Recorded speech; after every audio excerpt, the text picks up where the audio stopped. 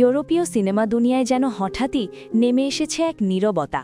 আলো, ক্যামেরা, অ্যাকশনের মাঝখান থেকে চির বিদায় নিলেন ফরাসি মোরক্কোন অভিনেত্রী নাদিয়া ফারেস। আর তার চলে যাওয়ার গল্পটা ঠিক সিনেমার মতোই নাটকীয়।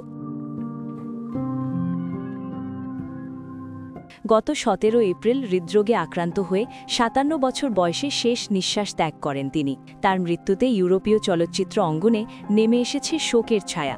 পরিবারের পক্ষ থেকে জানানো হয়েছে, প্যারিসের একটি ব্যক্তিগত ক্রীড়া কমপ্লেক্সের সুইমিং পুলে অচেতন অবস্থায় তাকে উদ্ধার করা হয়। দ্রুত হাসপাতালে নেওয়ার পর চিকিৎসকেরা তাকে কৃত্রিম কোমায় রাখেন। তবে শেষ পর্যন্ত সব চেষ্টা ব্যর্থ করে হৃদযন্ত্র বন্ধ হয়ে মারা যান তিনি। তার মৃত্যু ঘটনায় তদন্ত শুরু হয়েছে বলে জানিয়েছে ফ্রান্সের একটি প্রভাবশালী প্রাচীন দৈনিক পত্রিকা লে ফিগারো। তারা বলছে, প্রাথমিকভাবে কোনো অপরাধের ইঙ্গিত পাওয়া যায়নি। নাদিয়া ফারেস আন্তর্জাতিকভাবে পরিচিতি পান দ্য ক্রিমসন রিভার্স চলচ্চিত্রের অভিনয়ের মাধ্যমে। এছাড়া তিনি মার্সে সিরিজে অভিনয় করেছেন।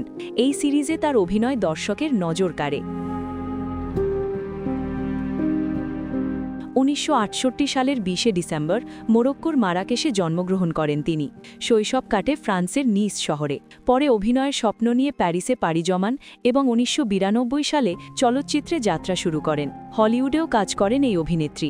২০০৯ সালে প্রযোজক স্টিভ চ্যাসম্যানকে বিয়ে করার পর কিছু সময়ের জন্য অভিনয় থেকে দূরে ছিলেন তিনি। পরে ২০১৬ সালে আবার অভিনয় ফেরেন এবং ২০২২ সালে ফ্রান্সে ফেরেন।